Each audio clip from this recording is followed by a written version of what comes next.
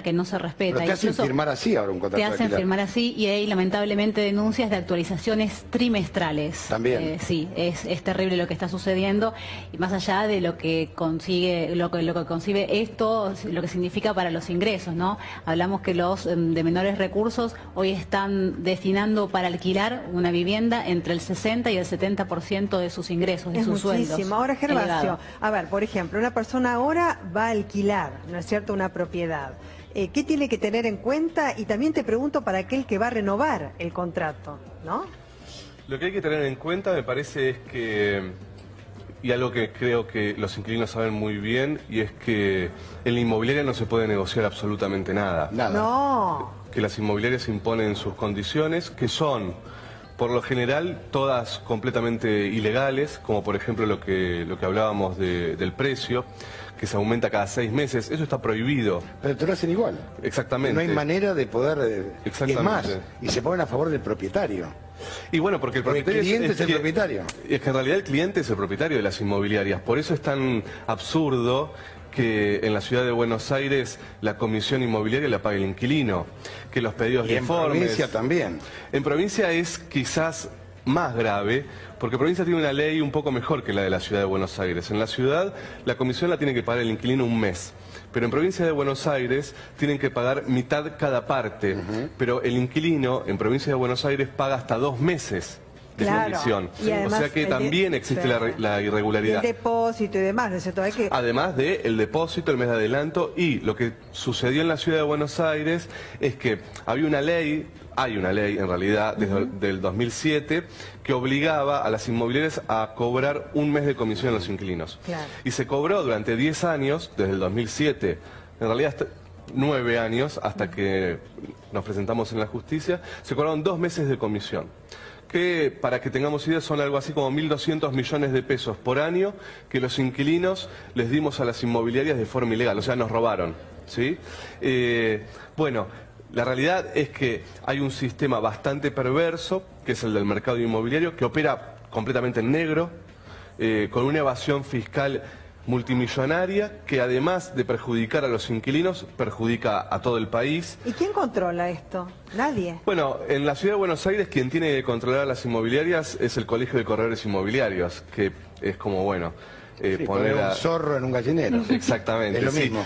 Por eso tuvimos que ir a la justicia, porque la realidad es que... Es judicializar todo, porque a ver, en un país donde hay un problema habitacional muy grave, digamos, y la necesidad de alquilar, y como decía Carolina, ¿no es cierto?, la cantidad, digamos, porcentual del ingreso destinado, que puede ser un 60 o 70%, es una enormidad, es imposible para un alquiler. Claro. Eso, digamos, pone al inquilino en una situación muy vulnerable. Por eso preguntaba, una persona va a alquilar ahora, renovar su contrato, ¿qué recaudos tendría que tener? Porque digamos, está en un estado de indefensión, ¿no? Claro, fíjate que hoy en la ciudad de Buenos Aires, después de muchísima lucha por parte de muchas organizaciones de defensa de los derechos de inquilinos y también de los consumidores en general, como en el caso de inquilinos agrupados, lo que se ha logrado es que se respete el pago de lo que le corresponde de comisión. Ahora bien, como bien están, muchas veces están en negro, la gente dice, bueno, no sé a dónde quejarme, y es un tema por demás delicado, porque se habla de la vivienda, y principalmente cuando hablamos de la renovación. Hay que entender que una persona elige vivir en un lugar, los chicos van a ese colegio, entonces la ruptura de tomar una decisión de vivir cerca del trabajo, de vivir cerca de los familiares porque los chicos van al colegio, entonces los padres, los abuelos se ponen de acuerdo. La verdad que es una cuestión que va de fondo y, como bien decías, en la cuestión de que estamos en una emergencia habitacional. A eso hay que sumarle además que los sectores de menores recursos son los que más sufren. Por ahí, si ves cuánto le destina un sector alto o medio alto, bueno, estaría rondando el 30% de sus ingresos. Sin embargo, me voy al extremo de los que menos tienen, que están destinándole un 70% y que no tienen opción para acceder a algún tipo de crédito hipotecario. Lo que pasa es que la perversión también está en que cuando va el inquilino está en una inferioridad enorme de condiciones, y el que siempre quiere que sea en negro es el dueño. Sí, porque... Y la inmobiliaria accede. Claro. Hay que ver también qué tipo de dueño. Uno no puede generalizar pero en un se refiere. 70-80%.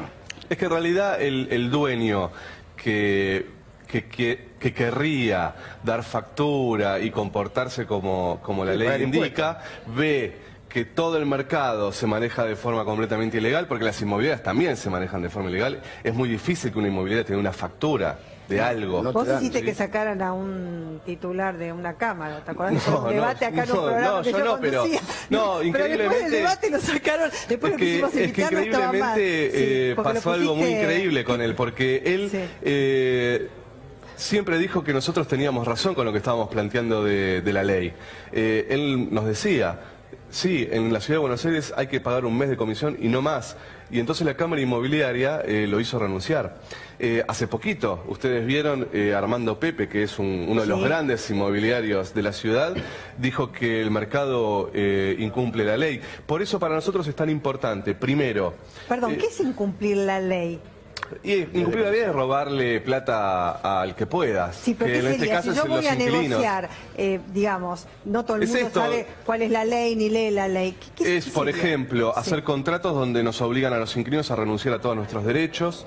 Las actualizaciones semestrales. Las actualizaciones semestrales. O trimestrales. O trimestrales, que son ya el colmo. El no respeto del 4,15%. Exacto, lo de la Tengo comisión. una pregunta, paréntesis. Las semestrales es tanto en provincia como en capital. En todo el país. En todo el país. Está prohibido. Sí, no, sí, desde siempre, eso es lo importante. Desde el 91. Desde casi siempre, hace 30 años. Pero hoy, si firmás un contrato es cada 6 meses. Sí. Y no te dicen que no. Es que, a ver, hay que entender algo también con eso. Esa es una ley que se llamó la Ley Cavallo, es la ley de la convertibilidad, en donde prohibía entonces... La indexación. Exacto. Como estaba el 1 a 1, se prohibía la indexación. Pero después del menemismo, cuando empezó a haber inflación, el mercado no dijo... che, cambiemos la ley porque hoy hay inflación y está prohibido. Lo que dijo el mercado fue, dejemos esa prohibición, pero hagamos nosotros, de hecho, lo que nosotros creemos que habría que hacer. Está bien, o sea, no se puede indexar, porque no se puede indexar, ya se sabe, pero de alguna manera, digamos, hay una indexación. A ver, si vas a negociar, ¿no es cierto? ¿Cuál sería la proyección, digamos, de lo que tendrías que pagar porcentualmente? ¿A qué me refiero? El gobierno dice, bueno, va a haber una inflación según el presupuesto del 18%. Ahora en paritaria se acuerda un 20%, por lo menos, qué sé yo, eso fue en ferroviarios, ha sido ahora con los de los lácteos, comerciantes. Entonces, para redondear, ¿cuál sería el porcentaje que, digamos, yo tendría que pagar como inquilino? Y en principio no debería superar de ninguna manera los índices de inflación establecidos. Desde ya. Porque una cosa es lo que está escrito como inflación, otra cosa es la inflación que uno vive. Claro, la realidad es 15, 15, 15 y 15. Claro, por eso es muy importante el proyecto que tiene presentado en la legislatura, que tiene media sanción, en el Congreso, perdón, que tiene media sanción, de que vaya de la mano esta fórmula y que sea actualizada, ¿no? No, pero nosotros planteamos en el proyecto que se votó por unanimidad en el Senado y que hoy empieza a discutirse en diputados, lo que nosotros planteamos es que el precio de los alquileres, primero, tiene que tener un índice. Hoy no lo tiene. Claro. Es el mercado diciendo cuánto te va a aumentar. Por eso te pregunto, porque uno no sabe, claro. Lo que nosotros planteamos en nuestro proyecto es que el precio de los alquileres, primero, se tiene que actualizar de forma anual, no semestral.